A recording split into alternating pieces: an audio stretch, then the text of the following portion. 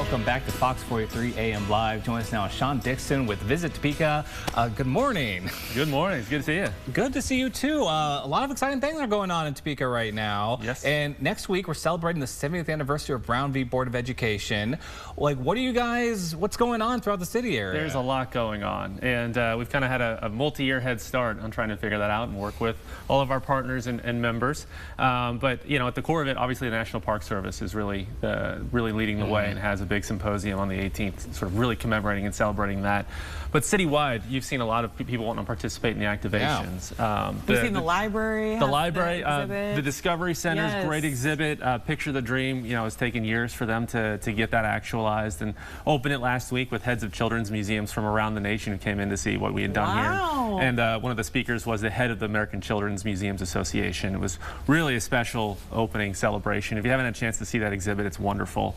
Not only the national stuff they brought in, but the localization with local artists, which is very important to us. And part of this whole conversation 2 years ago, when we were sort of dreaming on this, Arts Connect and us got together, and Sarah and I really kind of had some big visioning sessions, and we supported their bid for the National Endowment for the Arts grants for the work they're doing related to Brown v. Board. So Vanessa German, who's been in market for a long time now, last several months, helping curate museum space and you know, getting artists and the community to help kind of contribute to all those works has been great to have, and all that work will be unveiling next week. And I've got my cheat sheet here because there's a lot going on. There is a lot.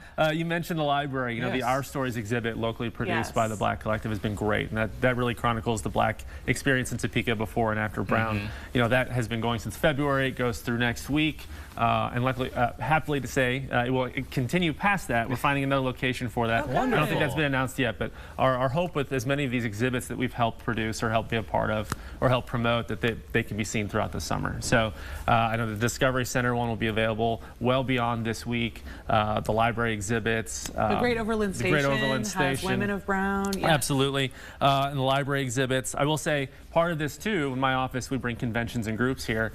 We were thrilled to work with Washburn University to bring the African Business Development Conference here. So this is the continent of Africa. A lot of their sort of their academics related to business. They met in London last year and wanted to be part of the Brown celebration here. Oh, that's amazing. Yes, so they'll be meeting here next week, and that really does showcase the importance of what we're commemorating here next week. It wasn't just a Topeka thing, it was a national thing and an international thing.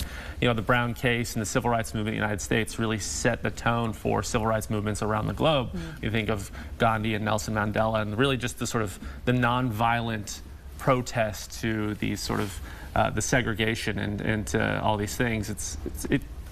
Topeka played a large part of that. It's amazing to be part of that and commemorate that next week.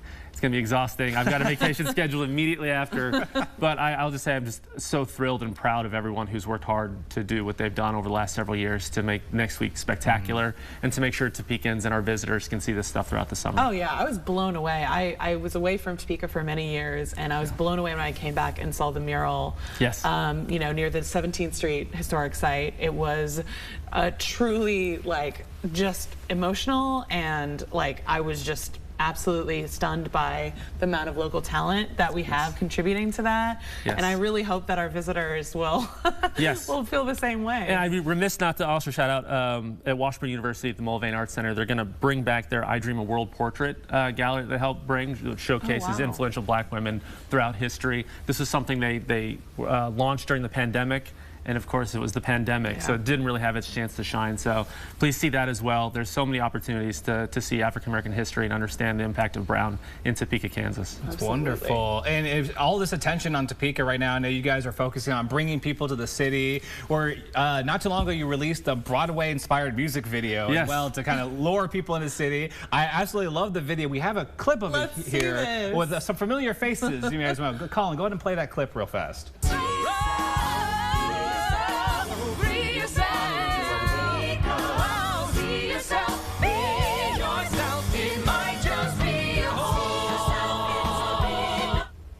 Here we go. Wonderful. So I saw Jeff Crady in there, Maria the Mexican. I think I saw our next guest, Sean. Sean Bryan in there. Is that right, Sean? Yep, he's shaking his head. What's been the response so far from this video? It's been great. You know, that again, another multi-year journey for us to pull that off. You know, we had this idea of how do we tell Topeka's story as a great place to live, work, and play through our residents and through our diversity as a community, but bring in that sort of that X factor level of talent that could really tell it in a way that no one would see coming, and that's where the Broadway component came into it. And Jeff Crady was very helpful in that, in recruiting someone he was very close with, who helped write the Tony Award-winning musical Gentleman's Guide to Love and Murder, which won the Tony for Best Musical back in, I think, 14, I believe, 14 or 15. Wow. So Stephen Ludwig helped write that and wrote this song for us and collaborated with us for quite some time.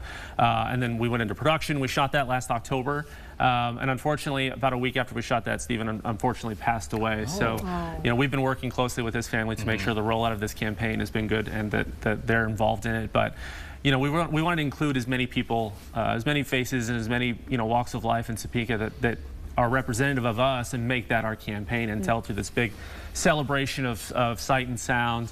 And the response has been fantastic. You know, we set a record year for our marketing efforts for Topeka last year with website visitation, and we're running about 90% ahead of that year to year because of this campaign and the attention it's drawn for us. So it's been great. The reception's been wonderful, and it's just an honor and a privilege to be able to help tell Topeka's story in such a bright and vibrant way, and to include as many Topekans as we could in the production of that. Well, the city deserves it. Yes. We are great, and the rest of the world needs to recognize. So I'm happy to be a part of Yes. it. Yes. Sean, thank you so much for joining us this morning. Always a pleasure to have you on the show. To learn more, everybody, you can visit Topeka.org.